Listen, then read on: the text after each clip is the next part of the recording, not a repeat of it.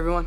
What's up guys, Unofficial MCU here. Hope you're all doing well, and Marvel casually dropped it on us finally. The Fantastic Four official casting for the Marvel Cinematic Universe's Fantastic Four has been confirmed and officially announced out of all days on Valentine's Day, which I absolutely love. We're going to go ahead, we're going to hop right on into it, break it down for you guys on what we're seeing here, what we're anticipating here to see going forward. Before we do though, however, grab that subscribe button if you haven't already, as we're discussing and covering all types of Marvel related news, leaks, rumors, theories, and breakdowns here on the channel. So if you guys are into any of that, go ahead and grab that subscribe button today. Okay, so in this video we are going to take a read from Variety.com, although of course there are plenty of sources reporting on this, covering it, talking about it. We're just a single grain of sand in the mix of everything that's been going on, so I really appreciate you guys checking out this video and the channel as well.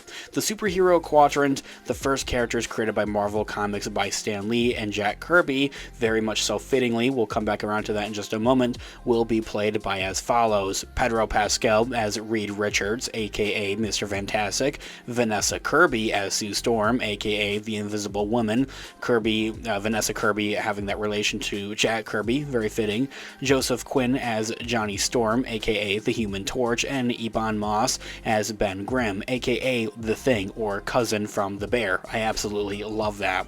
So as a part of this official casting announcement, Disney has swapped the release dates of Fantastic Four, now set for July 25th of 2025, and the Thunderbolts movie, now set for May 2nd of 2025. Kind of just flip-flopping, vice versa around those release dates.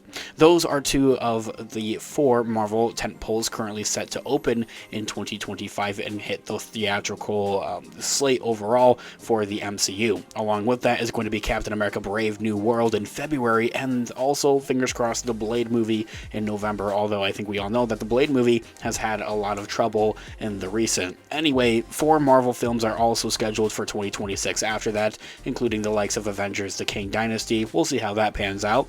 That's a ramp up from 2024. Marvel only has Deadpool 3 releasing for its part of its MCU theatrical slate for this year, although of course there are some of those Sony Spider-Man verse kind of movies releasing, such as Kraven the Hunter and recently Madam Web. I digress though, however. Per usual with Marvel, as any, story details remain quite scant and we don't really know much, but in the comics the Fantastic Four are astronauts who are remade into superheroes after they're exposed to those cosmic rays in space.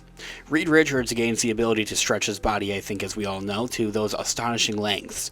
Sue, Reed's girlfriend at the time and eventual wife, can manipulate light to become invisible and cast powerful force fields. Johnny Storm, Sue's brother, can turn his body into fire, which gives him the ability to fly at the same time as well. And Ben, Reed's best friend, is totally transformed into, well, a thing with giant orange boulders for a body, giving him super strength at the same time, and a perpetual heavy heart about his seemingly monstrous appearance.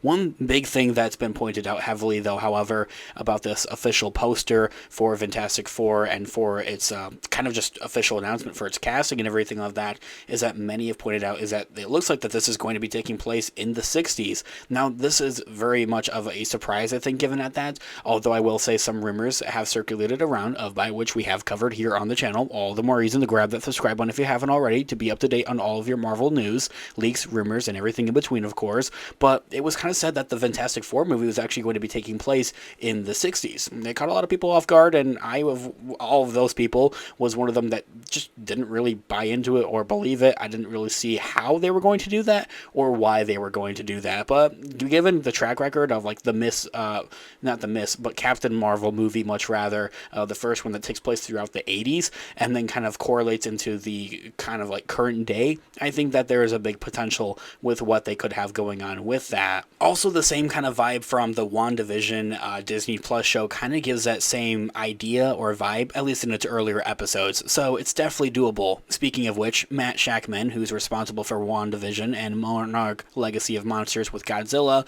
will also direct the Fantastic Four movie from a screenplay by Josh Friedman, Jeff Kaplan, and Ian Springer.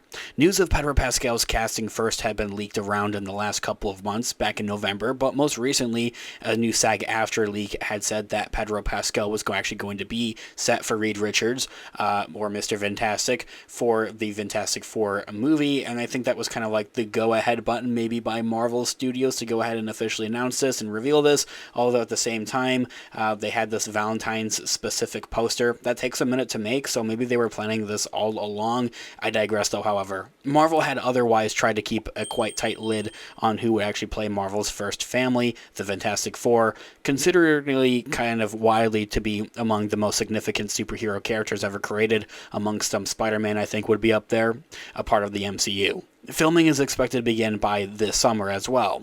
We'll discuss more on that in a separate future video here on the channel. All the more reason to grab that subscribe button if you haven't already. One of the most in-demand actors in Hollywood, though, however, Pedro Pascal, will likely first shoot Season 2 of HBO's The Last of Us before stretching into shape to play Reed Richards. After several standout performances in British TV, Joseph Quinn, who's taking on Johnny Storm, broke out as the wily and heartbreaking Eddie Munson on Season 4 of Stranger Things, and Moss, of course, recently won an Emmy for his performance as Richie from the FX's The Bear, or also known as Cousin. I can't wait to see him being brought into life for the MCU here, and also as The Thing. He's such a talented and amazing actor. One thing that kind of flew over my head, though, at first, and something that I have seen a couple of other people talk about and point out most recently, was this idea of that, well, he's actually already been in Marvel, and technically now the MCU, as it is on Disney Plus and a part of the official Marvel Cinematic Timeline. He also plays another character named Lieberman throughout Season 1 of The Punisher. So if there's some type of correlation there, that would be very interesting to see unfold how that comes to fruition and how they do that. I could be mistaken, but I think they did the same thing with one of the actors from the Internals movie, played somebody else already a part of Marvel. I could be mistaken about that. Please let me know in the comments down below. And then also Kirby, who first rose to prominence as Princess Margaret in The Crown Show before earning an Oscar nomination for her performance in 2020's Pieces of Women, previously teased her desire to take on the Invisible Woman role, saying that it would be an honor to play Sue Storm. Kirby told Variety in the premiere of the Mission Impossible movie, Dead Reckoning Part 1, in 2023 last year. However, this year all being said, until now, the Fantastic Four had not been a part of the Marvel Cinematic Universe quite technically. The movie rights belonged to instead the 20th Century Fox Studios, who had also taken on the rights for Deadpool and the X-Men characters, which the Fantastic Four are a part of, which the 20th Century Century Fox Studios, did produce 3 amazing films with the characters. Fantastic Four from the early 2000s, 2005, also Fantastic Four, The Rise of Silver Surfer, released in 2005 and 2007, respectively, and then also there was the 2015 Fantastic Four movie that not a lot of people like to talk about, but it is there, and honestly, I liked it at the time. The MCU got its first peak at Reed Richards in 2022's Doctor Strange in the Multiverse of Madness when John Krasinski, Jim from The Office, played a multiverse variant of the character in a cameo as a nod to an online fan campaign to cast him in the role. It doesn't seem that they're going to be taking that direction, but that doesn't mean that we can't see his variant somewhere in the future. This here all being said, there's a lot going on with Marvel, the MCU. We're here to keep you guys updated with everything that we're hearing here on the channel. It's all the more reason to grab that subscribe button if you haven't already, guys. Let me know all of your thoughts and opinions in the comments down below. I would love to hear what you guys are all thinking. Thanks so much for watching today's video. Of course, this has been an official MCU. I'll catch you guys in the next one. Have a great one. Peace out.